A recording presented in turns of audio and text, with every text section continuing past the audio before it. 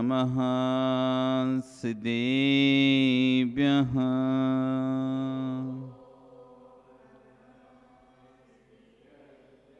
ॐ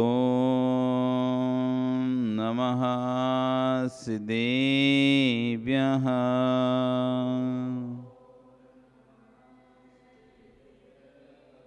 ॐ नमः सिद्धेभ्यः।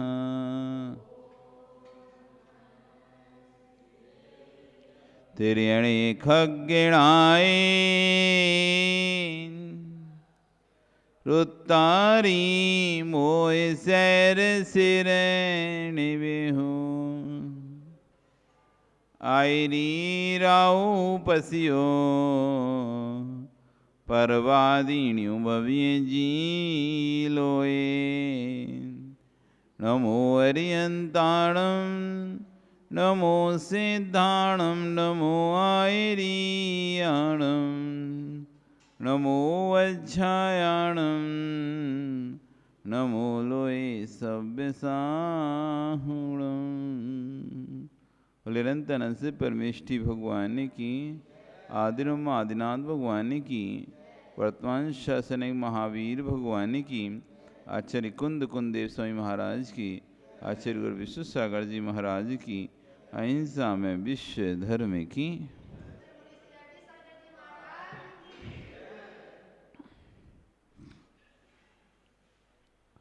बंधु, वर्तमान शासन न्यायिक वर्धमान स्वामी के शासन में हम सभी विराजते हैं। पारस प्रभु की चरण निश्रा में बैठकर जिन देशना का श्रवण कर रहे हैं। कल यहाँ पर आचार्यवन कह रहे थे, गरीब के बेटे बनकर मत बैठो, अपने आप को दरिद्री मत स्वीकारो, तुम दरिद्री नहीं हो। आपके पास वो रतन हैं, वो सम्यक रतन है आपके पास। आप चाहें तो सम्यक रतन को पहचान लें। आप दरिद्री नहीं हो।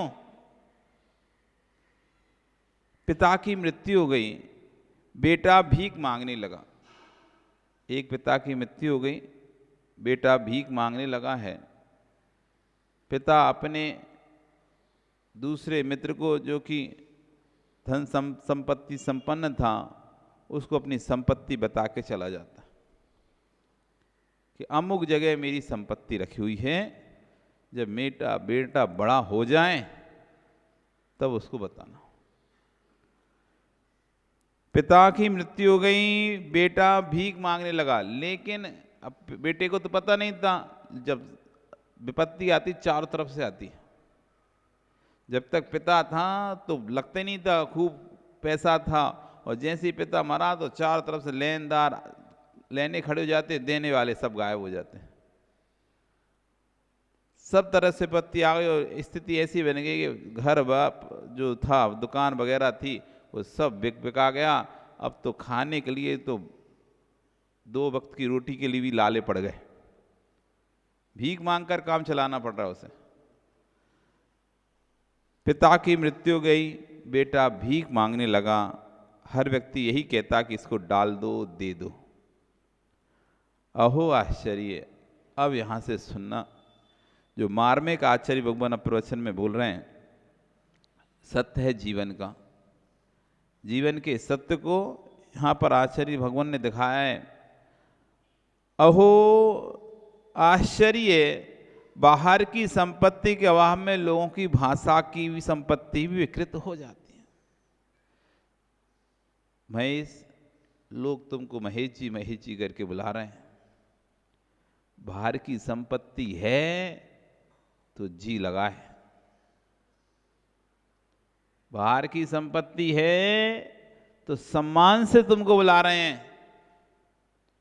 जिस दिन बाहर की संपत्ति चली जाएगी, सम्मान की संपत्ति भी खत्म।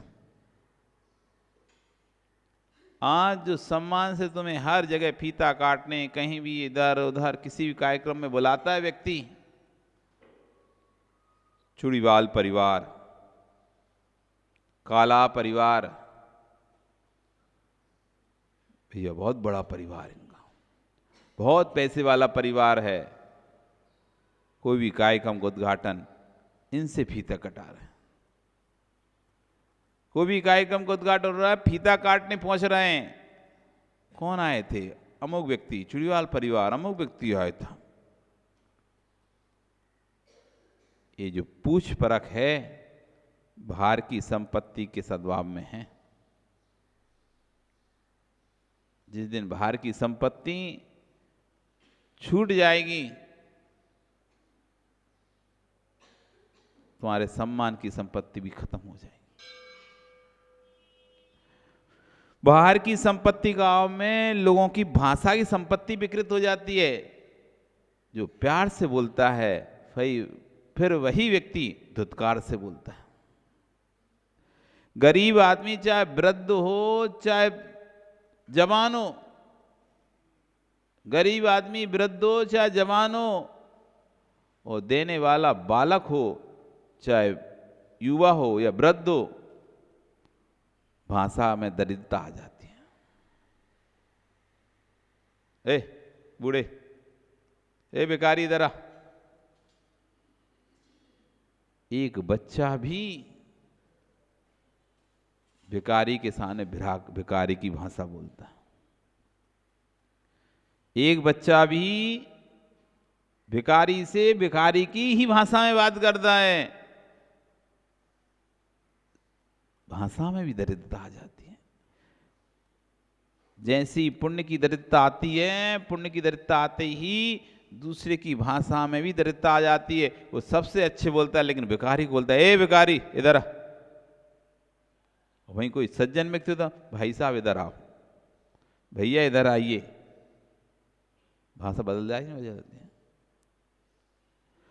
गरीब आदमी वृद्ध ही क्यों ना हो, बच्चा भी दरिद्री की भाषा में ही बोलता है, हे बूढ़े, ए बूढ़े इधर आ। कोई आपको बूढ़ा भी बोल दे तो दुखी मत होना। भीतर की गर्मी भी कम हो जाती है तो शरीर का में ठंडा हो जाता है। जब भीतर की शरीर की गर्मी कम हो जाती है तो बाहर भी शरीर ठंडा हो जाता है। जब पुण्य की गर्मी ठंडी हो गई तो भाषा में भी ठंडापन आ जाता है। इसलिए कोई आपको कितना सम्मान दे रहा है, ये मत समझना कि हमको बहुत सम्मान दे रहा है, पूछ रहा है, परख रहा है। अरे कोई तुमको नहीं पूछ रहा, कोई तुमको सम्मान नहीं दे रहा। ये पुण्य की गर्मी है, इसलिए तुम्हें पूछ रहे हैं, तुम्हें सम्मान दे रहे हैं। जिस दिन पुण्य की गर्मी चली जाएगी, यही पूछने वाले तुम्हारा अपमान करेंगे। इस सम्मान देने वाले ही अपमान करेंगे। ये सम्मान देने वाले तब तक ही सम्मान दे रहे हैं जब तक पुण्य की गर्मी है। जैसे शरीर की गर्मी हो जाने से शरीर ठंडा हो जाता है, मर जाता है आदमी। तो जो व्यक्ति फूल माला पहना रहते, वही व्यक्ति कहते हैं, भैया लेके जाओ जल्दी से, जलाओ। जो ये कहते थे एक दिन भी तुम्हारे बिना नहीं रह पाएंगे, वो भी कहते भैया अब ले जाओ जल्दी, इनको जला के आओ। कब तक यूं पड़े रहेंगे? व्यक्ति मरने वाला है, इस बात का पता भी शरीर की गर्मी से चल जाता है। शरीर ठंडा होने लगा यानी ठंडा होने लगा। जिसका पुण्य ठंडा हो चुका, उसके सारे काम ठंडे हो जाते हैं। कई दर्शनों की परंपरा है कि 8-9 दिन तक पूजे जाते हैं, 8 दिन तक रखे जाते हैं, और 9वें दिन क्या होता है? फिर सिरा दिए जाते हैं पानी में। 8-9 दिन तक तो बड़ी पूजा करते हैं, बड़ा सा पंडाल, लाखों करोड़ों खर्च करके बड़ा सा पंडाल बनाते हैं। कितने कर देते हैं? लाखों करोड़ों खर्च कर देते हैं। 8-9 दिन के लिए खूब बढ़िया ढाम ढोल से भक्ति पूजा करते हैं, और 9वें दिन अंतिम दिन पानी में ठंडा कर देते हैं। बस ये स्थिति अपनी है। आयु पर्यंत तक तुम्हारे बड़े ढोल ढमाके ढोल होंगे। जिस दिन आयु का अंतिम दिन होगा, उस दिन तुम्हें भी ठंडा कर दिया जाए। 8-9 दिनों तक पूजे जाते हैं जो देवी देवता, अंतिम दिन पानी में ठंडे कर दिए जाते हैं। ठंडे यानी झांकी समाप्त।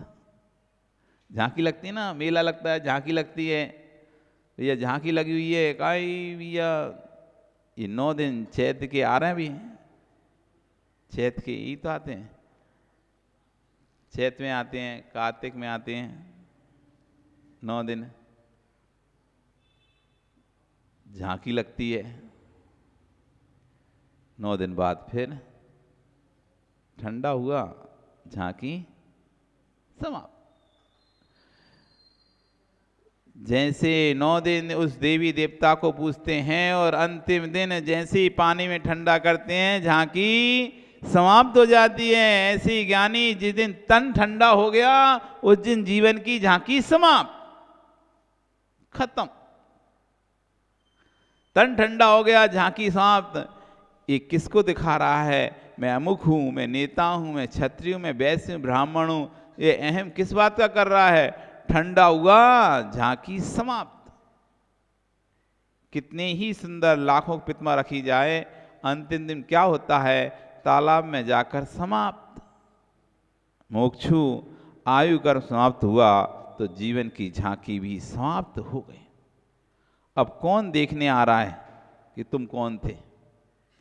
कोई भी हो, लेकिन जलोगे तो वही शमशान घाट में। ऐसा नहीं करोड़पति को अलग से सोने का शमशान घाट बनाया है, वही शमशान घाट, चाहे करोड़पति हो चाहे रोडपति हो। करोड़पति लिए अलग से कोई अलग से शमशान घाट तैयार नहीं किया जाता। वही शमशान घाट में जिसमें गरीब जला था, उसी में उसको ले जाके जलाते हैं। अब कहां रहे तुम नेता? आयु कर्म समाप्त हुआ तो जीवन की झांकी समाप्त हो गई। अब कौन देखने आएगा तूने कितना बड़ा काम किया था? जब पुण्य ठंडा हो जाता है तो बच्चों की भाषा भी बूढ़ों के प्रति ठंडी निकलती है। यथार्थ मानना, पुण्य की गर्मी जब तक है हजारों लोग तेरा साथ देंगे, और जिन दिन पुण्य की गर्मी ठंडी हो गई कोई साथ देने नहीं आएगा। इसलिए 2 पे विश्वास रखो बस। इसलिए 2 पे विश्वास रखो, अपने भगवान पर और अपने भाग्य पर। तीसरे पर विश्वास करने की जरूरत नहीं है। गुरुजी जब प्रवचन करते थे तो यही बोलते थे, देखो हमको देख के दीक्षा मत ले लेना, हमको देख के दीक्षा मत लेना कि देखो विश्व सार के पीछे कितनी भीड़ चलती है, तो तुम सोचो कि जैसी विश्व सार के पीछे भीड़ चल रही वैसे तुम्हारे पीछे भीड़ चलेगी। आदमी इस देख लेता, अरे ऐसी भीड़ अपन को ही मिलेगी जब इनको मिल रही है। तो जैसे विश्व सार को लोग पूछ रहे हैं, आगे आगे आके तुम्हारी व्यवस्था बना रहे हैं, ये मत सोचना तुम्हारी भी ऐसी व्यवस्था बनाएंगे। जैसे भोजन में 56 भोग उनको दिखाई दे रहे हैं, वैसे तुम्हें भी दिखाई मिलेंगे। 1000 लोग उनको हार देने आ रहे हैं, तुम्हें भी देने आएंगे। चौका लगा रहे हैं तो तुम्हें भी लगाएंगे। ये देखकर मुनि मत बन जाना, तुम विश्व सार पे विश्वास करके मुनि मत बन जाना। अपने बनना हो मुनि, अपने भाग पर विश्वास करके बनना। मुनि बनना हो तो अपने भाग पर विश्वास करके बनना। हो सकता है जिस नगर में विश्व सार को 100 चौके लग रहे हो, तुम ही उस नगर में पहुंचो तो 1 चौका के लिए भी लोगों को पूछना पड़े। हुआ ऐसा ही। इंदौर से गोमटेसर का विहार चल रहा था।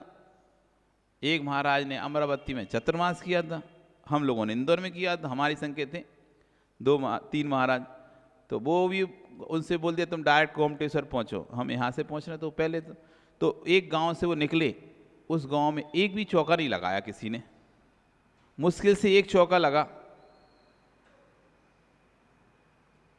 वहाँ से खबर आई, गुरुजी उस गांव में मत जाना, उस गांव के लोग सूखे लोग हैं और चौके नहीं लगाते। ऐसी खबर आई। उनके ठीक है। जब गुरुजी निकले वहाँ से उस गांव से तो 10-12 चौका लगे, 12 चौका लगे। उसी गांव में, जिस गांव में एक नहीं लग रहा था, उसी गांव में 12 लगे, घर घर में लगे। तब गुरुजी कहते हैं देखो, इसलिए अपने भाग पर विश्वास हो तो मुनि बनना। उसी संघ का साधु था, जिस संघ, हमारी संघ का साधु था, कोई दूसरा ही नहीं था, लोग भी वही हैं, लेकिन एक को नहीं लगाया और एक के लिए लड़ रहे हैं, हम लगाएंगे, हम लगाएंगे, हम लगाएंगे। एक के लिए व्यक्ति लड़ रहा है कि हम लगाएंगे, हमारा नंबर नहीं आ रहा, हम लगाएंगे, और एक के लिए तुम लगा लो, तुम लगा लो, तुम लगा लो। एक के लिए सुरेश व्यक्ति लड़ता है, हम लगाएंगे, हम लगाएंगे, हम लगाएंगे, और एक के लिए कहता है तुम लगाओ, तुम लगाओ, तुम लगाओ। अपने अपने भाग्य पर विश्वास हो तो साधु बनो। तुम्हारे भाग में है तो 56 भोग मिलेंगे, तुम्हारे भाग में है तो भीड़ मिलेगी, तुम्हारे भाग में है तो लोग तुम्हारी आवभगत करेंगे, और नहीं है तुम्हारे तो अकेले कमरे में बैठे रहो, कोई नहीं आएगा। दिन भर बैठे रहोगे आप, कोई ढूंढने तक नहीं आएगा। फ्री रहेगा, घर में फ्री भी रहेगा, कोई काम भी नहीं होगा, तब भी नहीं आएगा। आप सोचो, अरे हम तो देखे थे कि खूब भीड़ आती है, कोई नहीं आ रहा ये तो। इसलिए आचार्य भगवान कह रहे हैं यथार्थ मानो, हजारों लोग तेरा साथ नहीं देगा, जिस दिन पुण्य की गर्मी ठंडी हो गई कोई साथ देने वाला नहीं आएगा। साथ देने वाला कोई है तो आपका ही पुण्य है। सुना प्रदीप, ये मत सोचना तुम साथ दोगे, तुम साथ नहीं दोगे, हमारा पुण्य होगा तो तुम पीछे पीछे जरूर आओगे, चाहे फिर मार्च हो चाहे अप्रैल हो। अरे भरे सीजन में पुण्य होता ना जिस जीव का, भरे सीजन में आदमी सीजन छोड़कर उसके पीछे पीछे दौड़ता है। कितना ही सीजन हो, कितना भी व्यस्त तुम हो, 1 मिनट की भी तुमको फुर्सत नहीं मिल रही, ऐसा सीजन चल रहा है। खाना खाने की फुर्सत नहीं है, ऐसा सीजन चल रहा है। वहीं कोई पुण्यात्मक जीव आ गया है तो तुम बाद में दुकान देखोगे, पहले उसके पास जाओगे, उसके पास जाओगे। और यदि उसका पुण्य नहीं है सामने वाले का, खाली भी दुकान पर बैठे हो, ग्राहक भी नहीं है, तब भी कहो भैया अभी नहीं जा सकते, दुकान पर बैठे, अभी दुकान पर बैठे हैं, अभी टाइम नहीं हमारे पास।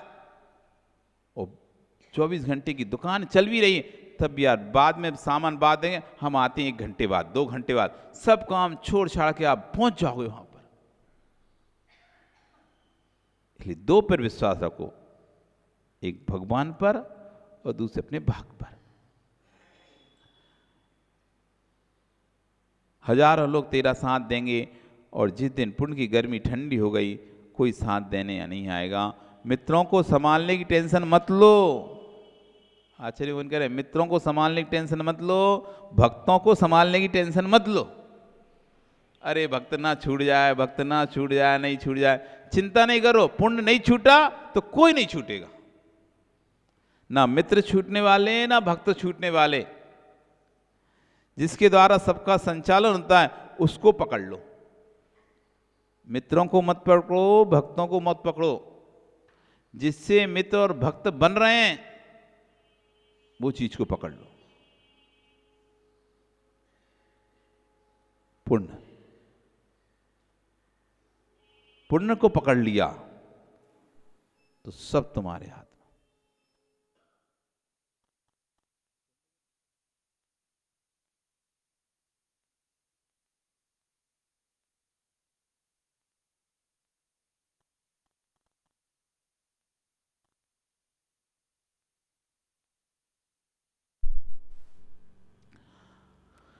मित्रों को संभालने की टेंशन मत लो, जिसके द्वारा सबका संचालन हो रहा है उसको ही पकड़ लो, उसको ही संभाल लो। सिंह बनो, श्वान मत बनो। सिंह लाठी को नहीं पकड़ता, लाठी बाण को पकड़ता है। श्वान लाठी के पीछे अपना पूरा ध्यान देता है, लाठी को पकड़ने की कोशिश करता है, लाठी को मुख से पकड़ने की कोशिश करता है, लेकिन श्वान तो लाठी को पकड़ने, लेकिन सिंह लाठी को नहीं पकड़ता। लाठी कौन पकड़ा है उसको पकड़ लेता है। अब कभी लाठी लगेगी नहीं। तुमने यदि लाठी को पकड़ा है तो ये लाठी तुमने पकड़ ली, उसके वो दूसरे हाथ से दूसरी लाठी मार देगा। तुम इसी लाठी पे पकड़े रहोगे। तुम सोचो मैं लाठी पकड़ ली, अब मैं पिटूंगा नहीं, उसने दूसरी लाठी उठा के तुमको मार दिया। सिंह बनो सिंह, लाठी को नहीं लाठीबान को पकड़ो। जिस दिन तुमने लाठीबान को पकड़ लिया, अब कभी लाठी नहीं पड़ेगी। मित्रों को पकड़ोगे, एक जाएगा, तुम सोचोगे हम दूसरे को पकड़ ले रहे, तो दूसरा भी फिर तीसरा चला जाएगा। पुण्य को पकड़ लो, कोई नहीं जाएगा। श्वान लाठी को पकड़ता है, सिंह लाठी बान को पकड़ता है। सिंह बनो। आप बोलोगे कि सब साथ दे रहे हैं, लेकिन बताओ कौन साथ दे रहा है? पुण्य साथ दे रहा है तो उसे ही पकड़ कर रखो।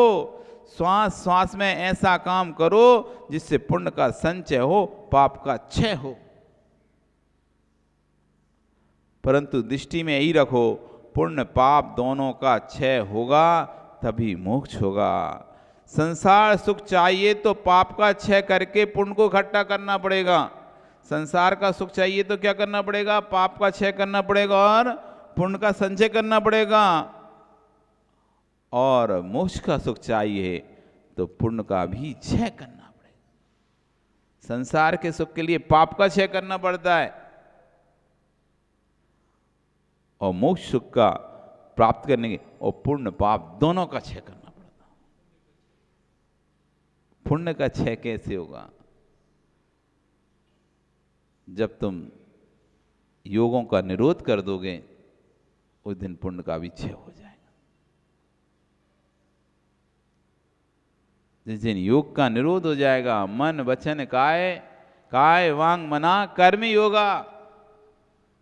काय से, मन से और वचन से कर्म का योग होता है। और जिस दिन तुम अयोग केवली हो जाओगे, जहां तुम्हारा योग खत्म हो जाएगा, पुण्य का आश्रय भी बंद हो जाएगा। 13वें गुण स्थान तक पुण्य का आश्रय होता है, 13वें गुण स्थान तक। उसके बाद पुण्य का भी क्षय हो जाता है। जैसे ही अयोग केवली बनता है, आ ई उ री ली, 5 रस अक्षर में मोक्ष। जब तक पुण्य का क्षय नहीं हो रहा तो पाप का क्षय करते रहो। पुण्य का क्षय करना नहीं पड़ेगा, पुण्य का क्षय स्वतः ही हो जाएगा। पाप का क्षय बुद्धि पूर्वक करना पड़ेगा। पाप क्रियाओं को बुद्धि पूर्वक छोड़नी पड़ेगी। पुण्य क्रियाएं जैसे जैसे गुण स्थान में आगे बढ़ते जाओगे, स्वतः ही तजन्य क्रियाएं बंद होती चली जाएंगी।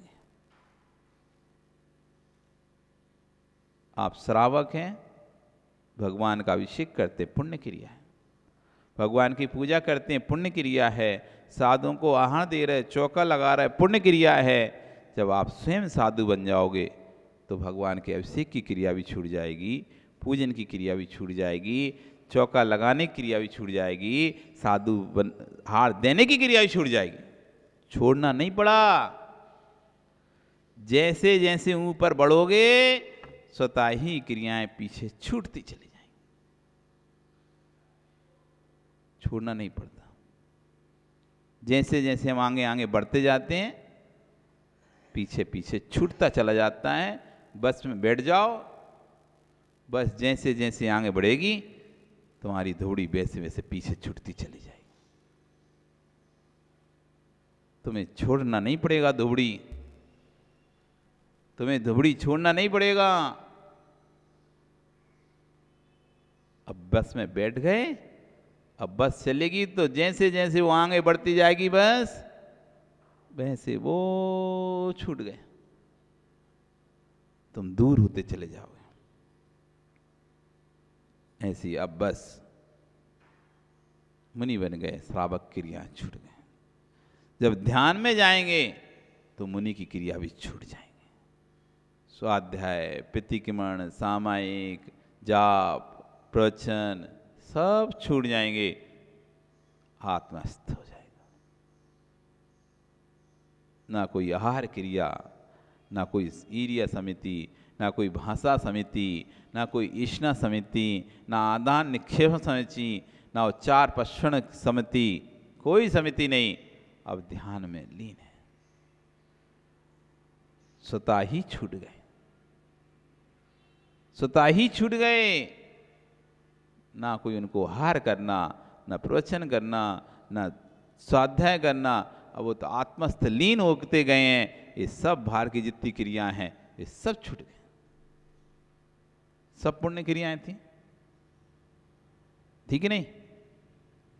तो जैसे ही गुण स्थान पर आड़ू हुए, शैरी आड़ू हुए, और स्वतः ही ये सारी क्रियाएं अपने आप पीछे छूट जाती हैं।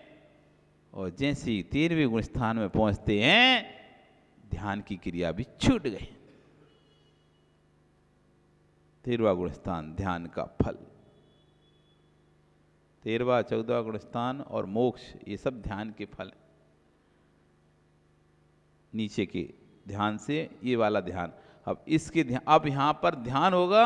अभी तक तो बुद्धिपूर्वक ध्यान कर रहे थे, अब जो बुद्धिपूर्वक ध्यान है वो भी छूट गया। अब तो अबुद्धिपूर्वक एकत्व वितर्क, पृथकत्व वितर्क, सुश्रिय प्रतिपाति, व्यूप्रवृत्त क्रिया प्रति शुक्ल ध्यान अबुद्धिपूर्वक वहां पर चलेगा। और फिर मोक्ष, सब छूट गया। पुण्य की मध्य मधुरता भी मोक्ष नहीं दिला पाएगी, पुण्य की मधुरता भी मोक्ष नहीं दिला पाएगी। तुम यदि इन क्रियाओं को नहीं छोड़ोगे तो मुनि बन नहीं पाओगे, मुनि बनोगे नहीं तो ध्यान लग नहीं पाएगा, ध्यान लग नहीं पाएगा तो मोक्ष जा नहीं पाओगे। पुण्य क्रियाओं की मधुरता भी मोक्ष नहीं दिला पाएगी। पुण्य की मधुरता पंचेंद्रिय के भोग को तो दिला सकती है, पंचेंद्रिय भोग को प्राप्त तो करा सकती है, लेकिन ये भी ध्यान रखना वे पंचेंद्रिय के भोग फिर नरक को ही दे के जाएंगे। पुण्य की सत्ता में क्या मिलेगा?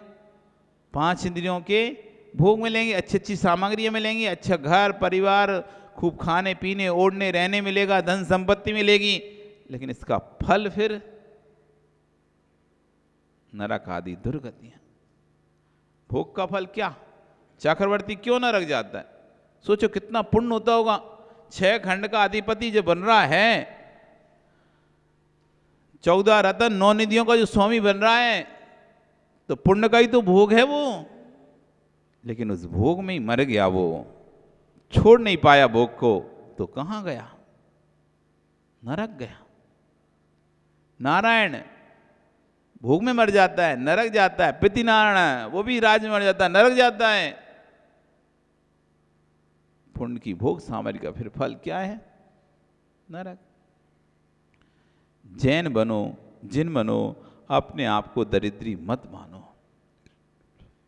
बेटा भीख मांग रहा था, सत्वाओ ज्ञानी, यदि आपने किसी को चांदी का कटोरा देकर उसमें खीर डाली है, तो जितना उसे चांदी कटोरे का आनंद नहीं आएगा और तेरे द्वारा डाली गई खीर में आनंद नहीं आएगा, उतना कष्ट दे दो सद में आएगा। किसी से मांग रहे हो आप, दे दो, दे दो। कोई कह रहा है इसको दे दो, तो जैसे वो दे दो शब्द सुनेगा ना, ओ आज मुझे मांगना पड़ रहा है, दे दो दे दो, डाल दो डाल दो। उस शब्द में जो कष्ट है वो चांदी कटोरे में आनंद नहीं है।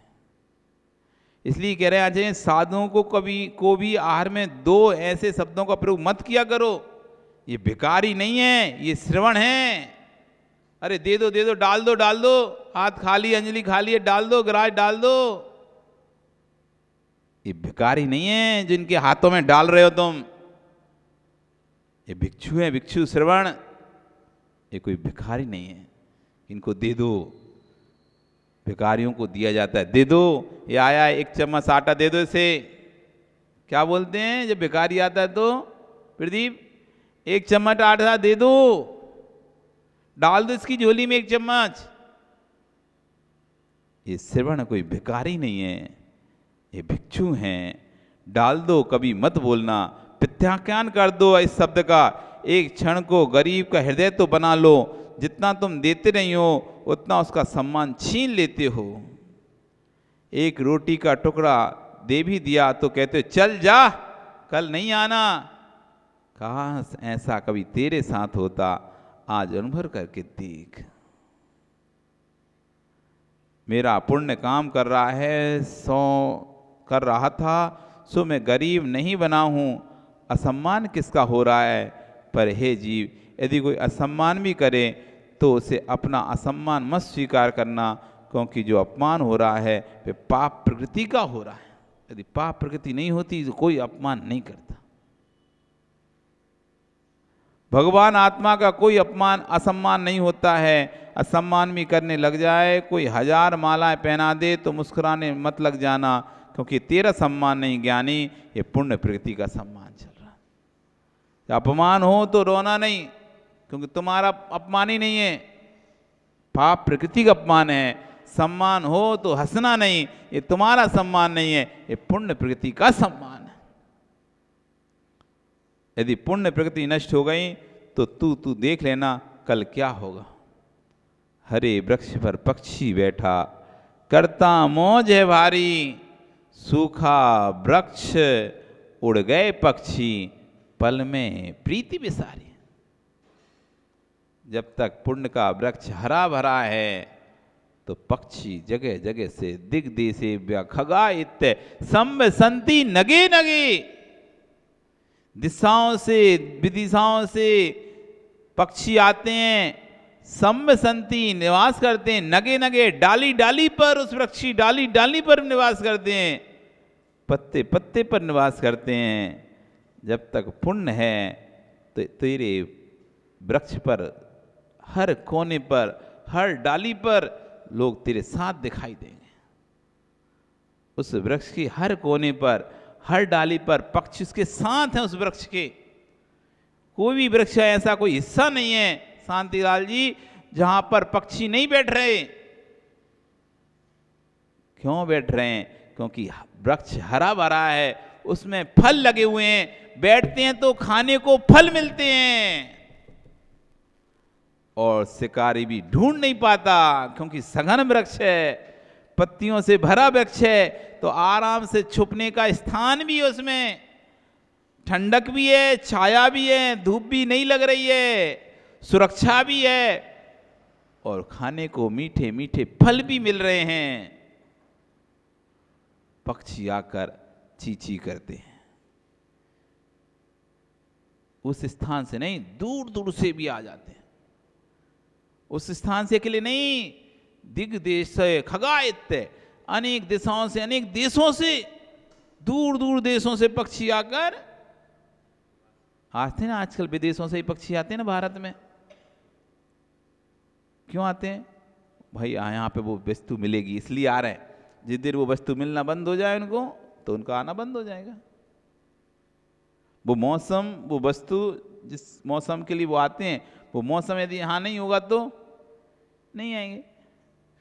उस वृक्ष पर बहुत सारे पक्षी कलरव कर रहे हैं, चहचहा रहे हैं।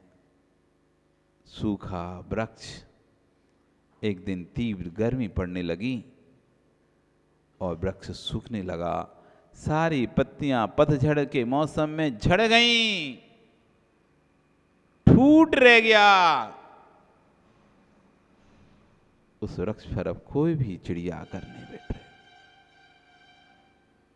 ना तो खाने को फल है, ना छाया है, और ना सुरक्षा है। ना खाने को फल है, ना छाया है, ना सुरक्षा है। देखो, ऐसे कई लोगों को देखा होगा जिसके दुकान पर, गद्दी पर 10-10, 50-50 लोग आकर शाम को बैठे रहते थे। पार्टियां चलती थी, चाय नाश्ता बिस्कुट चलता रहता था, नमकीन आता रहता था, गद्दी पर गपशप करते रहते थे, और जैसे उस व्यक्ति को घाटा लगा, जैसे उस व्यक्ति को घाटा लगा, जिसकी दुकान पर सारे उसके मित्र आते थे और आसपास के लोग आके बैठ के चाय पीते थे, नाश्ता करते थे, बातें करते थे, उसको लगता था देखो कितने अच्छे मित्र हैं, सब मेरे पास आते हैं, मेरे पास आकर बैठते हैं। एक दिन उसको लग गया घाटा, उसकी दुकान पर पड़ गई इनकम टैक्स की रेट। अब वो गद्दी पर अकेला बैठा हुआ है, कोई भी मित्र नहीं आ रहा। क्यों? ना तो मित्रों को खाने फल मिलने वाले हैं, ना तो मित्रों को खाने फल मिलने वाले हैं, ना कोई अब सुरक्षा है, ना कोई छाया है। उल्टा देना और ना पड़ जाए, उल्टे अपन और ना फंस जाए, इसलिए भैया नहीं जाते अब वहां पर अब नहीं बैठेंगे।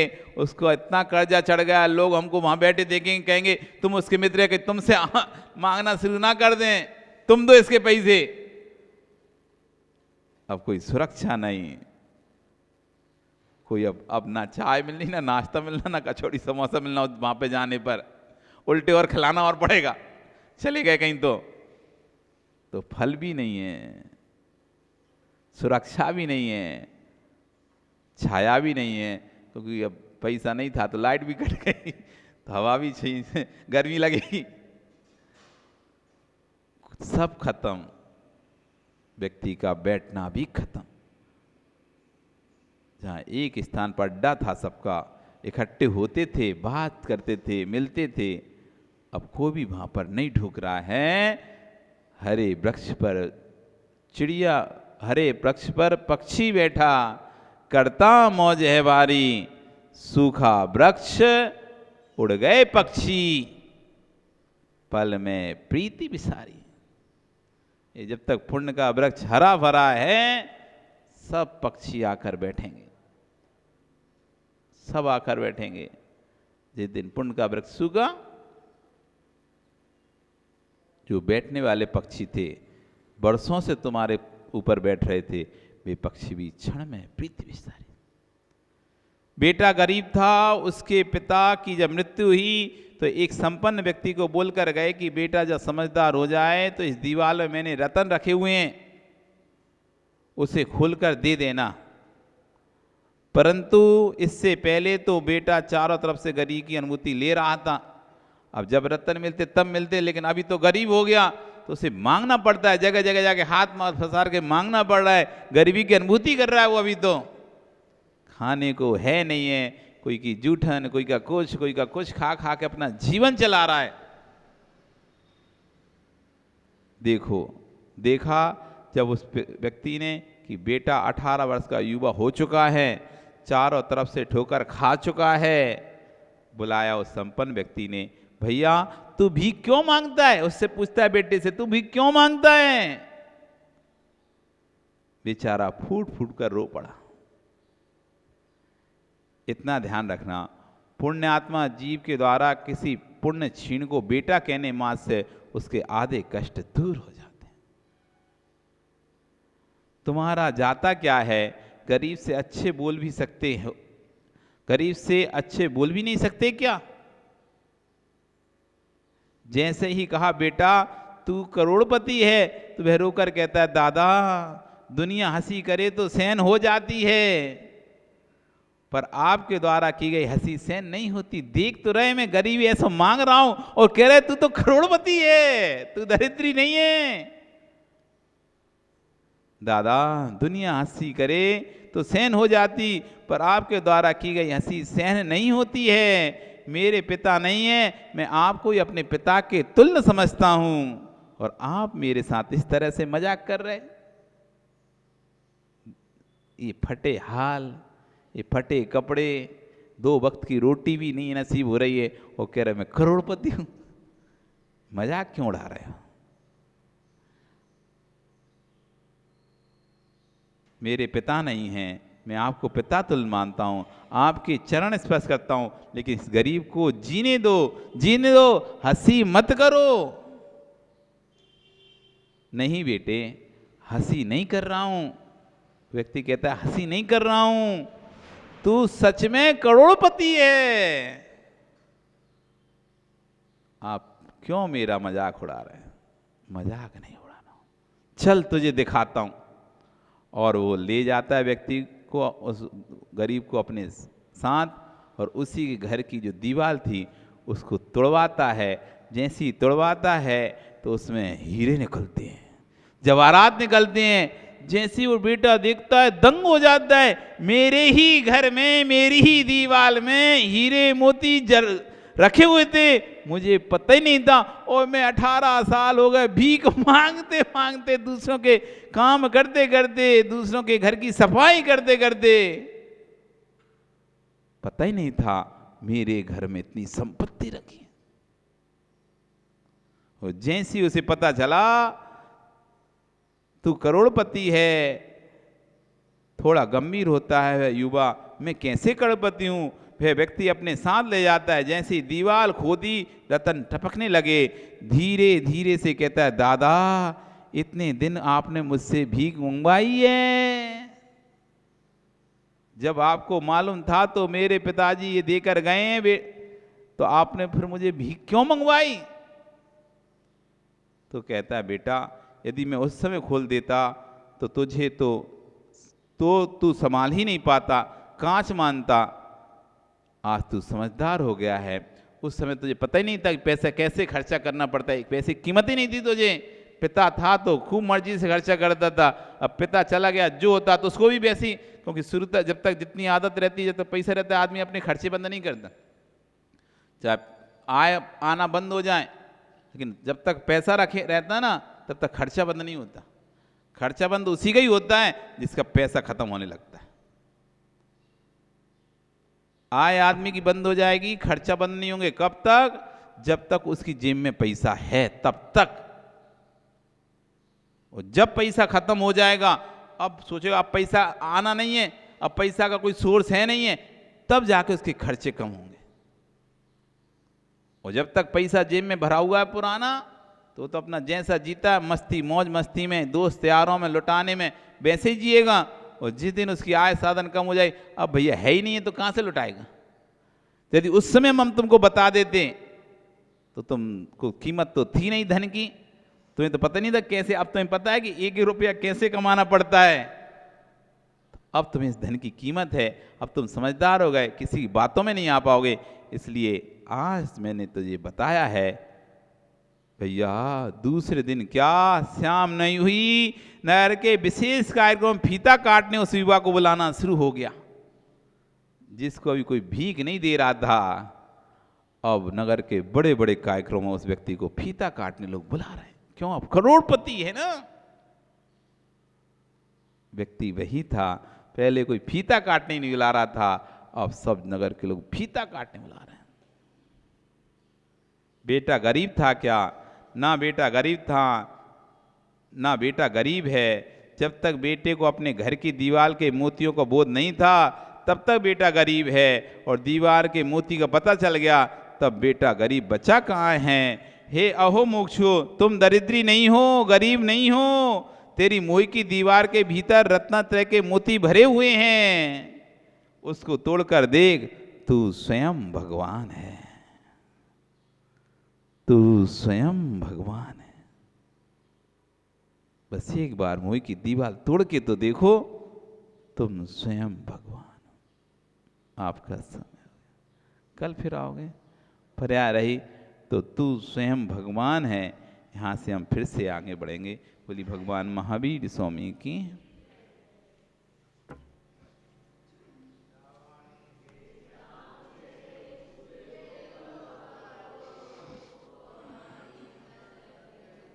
सदा देते हूँ धोखे जिन वाणी भारती।